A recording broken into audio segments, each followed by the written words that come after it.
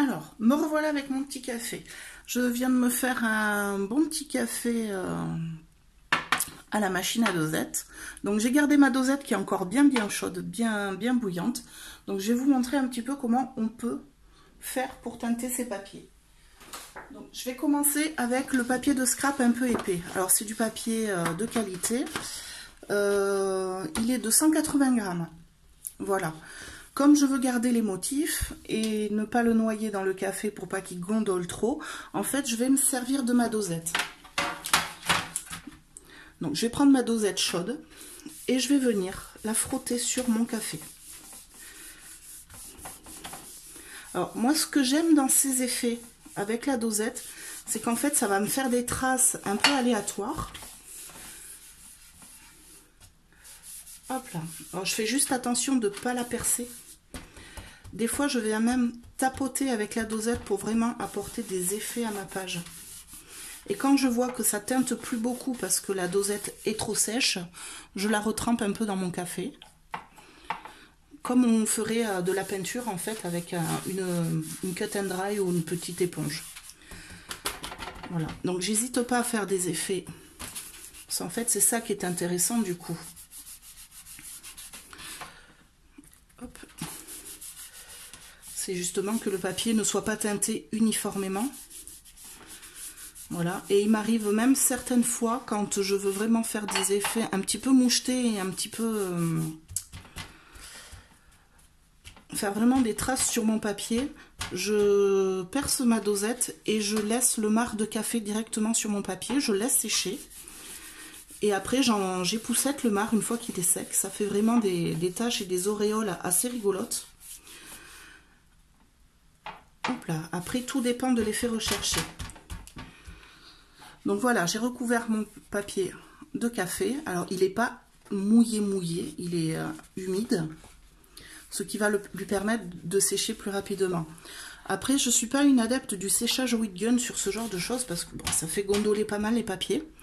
Moi, je préfère prendre le temps et faire en sorte que ça sèche relativement à plat. Alors, ça m'arrive de les mettre sous presse humide avec des feuilles d'essuie-tout. Voilà, pour qu'ils sèchent vraiment à plat et qu'ils ne soient pas trop gondolés. Après, ça dépend aussi de l'épaisseur forcément et de la qualité de votre papier.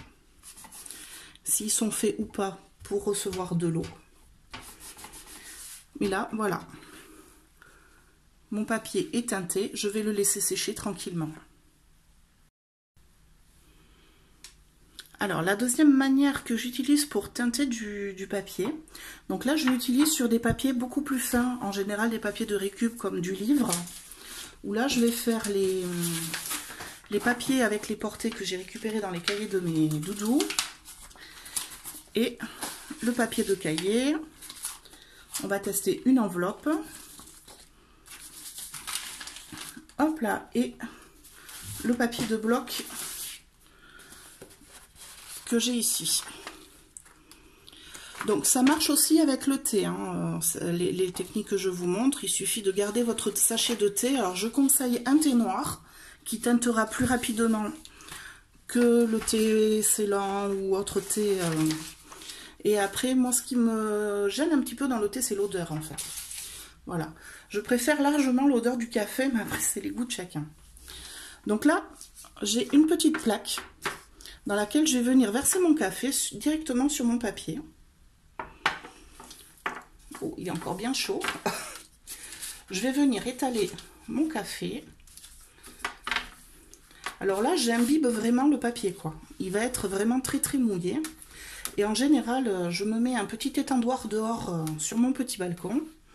Et je le laisse au soleil toute la journée. Alors là, du coup, le papier est gondolé à la fin, mais ça pose pas de problème. Si vous voulez pas le gondoler, ben, vous le repassez un petit coup vite fait.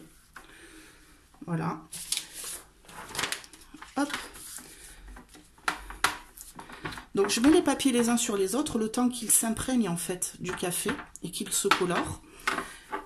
Et après, je les défais un par un, tranquillement, doucement, pour les mettre à sécher. Donc là, je vais prendre ma page de bloc.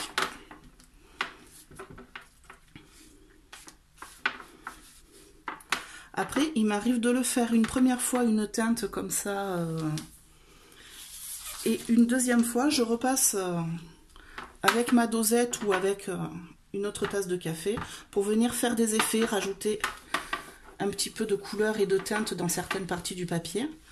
Alors ça, c'est un papier de bloc de chez Action. Il fait des bouloches déjà sous les doigts, à peine un peu mouillés. Donc je vais pas trop le frotter. Je sais pas si vous voyez là, j'ai une bouloche de papier. Je vais tenter une enveloppe.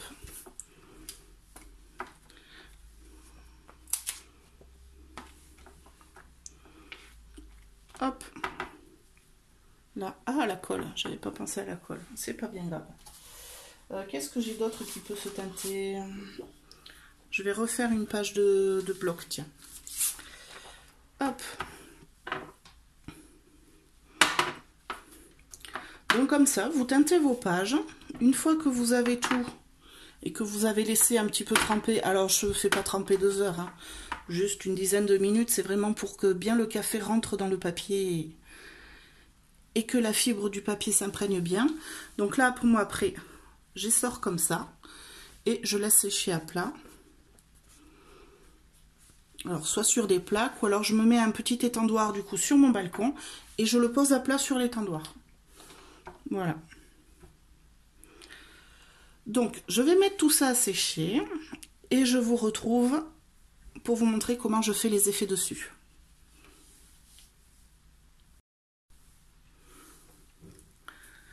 Donc me voilà avec mes petits papiers qui sont secs. Là on a l'enveloppe. Voilà, donc qui a pris une jolie teinte, un petit peu dorée. Alors à la vidéo on le voit un peu moins qu'en vrai. Donc là vous avez, voilà, la vraie couleur. Hop là, ma page de bloc. Alors quand je l'ai mis à sécher à plat, il est resté des petites flaques de café. Ça m'a fait des petites auréoles. Mon papier de livre. Et là, comme la vidéo que j'étais en train de faire a planté, donc je me suis un petit peu avancée. Ça, c'est le papier de bloc chez Action, donc qui a pris une jolie teinte beige. Et j'étais en train de vous parler, en fait, qu'avec un deuxième effet au café, on peut apporter des effets sympathiques. Donc ici, un verre de table, un verre à moutarde, un tout bête. Donc je trempe le cul du verre et je vais venir le poser sur mon papier. Donc, toujours dans le café, hein, et forcément ça me fait des traces. Ces traces, je les laisse sécher et ça va venir m'apporter de la texture. Donc celle-ci est déjà sèche. De la même manière, je peux tremper mon doigt dans le café et venir faire des taches. Je peux juste les faire couler comme ça. Vous voyez, ça fait différentes formes de taches. Si je projette ma tache, forcément, elle va partir dans le sens où je la projette. Et si je fais juste du haut vers le bas avec mon doigt, ça fait des taches beaucoup plus rondes.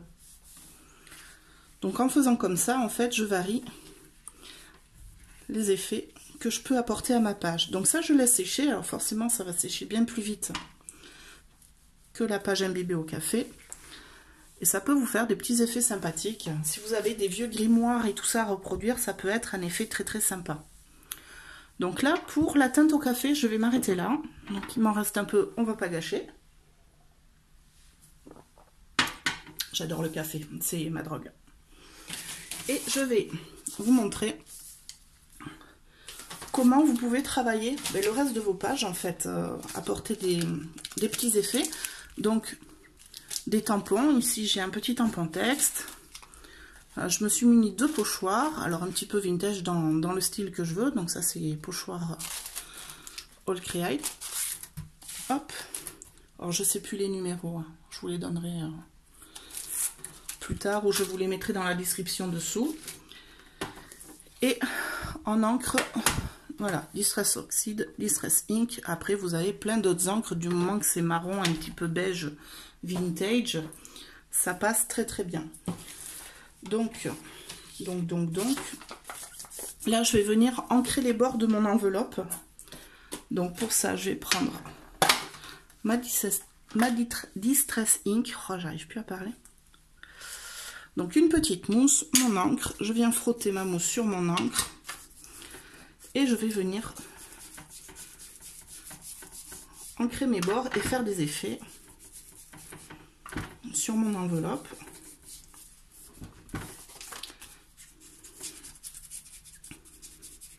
Donc les coins, bien comme il faut, et dessus on peut y apporter un pochoir. Qu'est-ce qu'on pourrait mettre? Celui-là il est sympa, postcard. Donc je vais venir l'appliquer.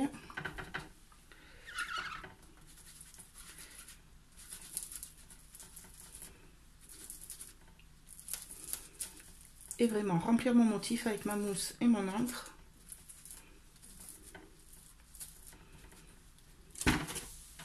Pour faire un bel effet, oh, c'est très sympa en fait.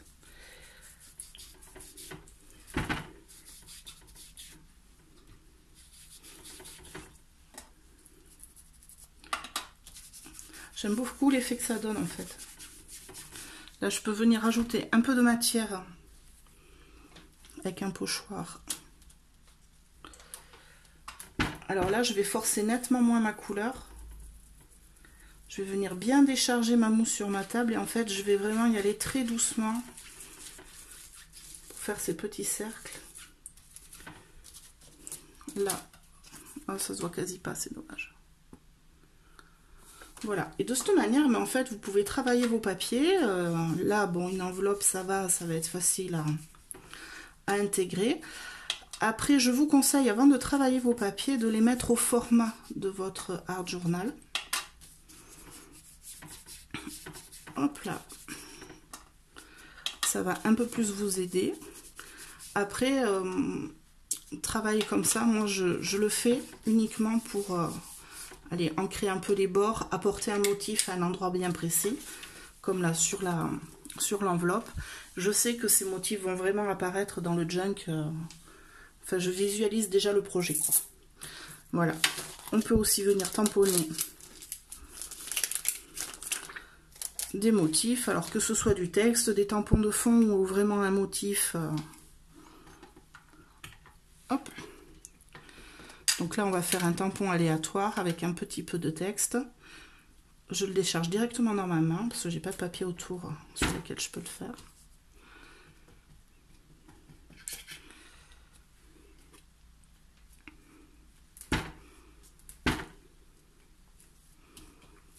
Là. Voilà, je vais faire plusieurs éléments comme ça, plusieurs papiers, et je reviendrai vers vous pour vous montrer comment je sélectionne, comment je mets au format et comment on assemble le junk.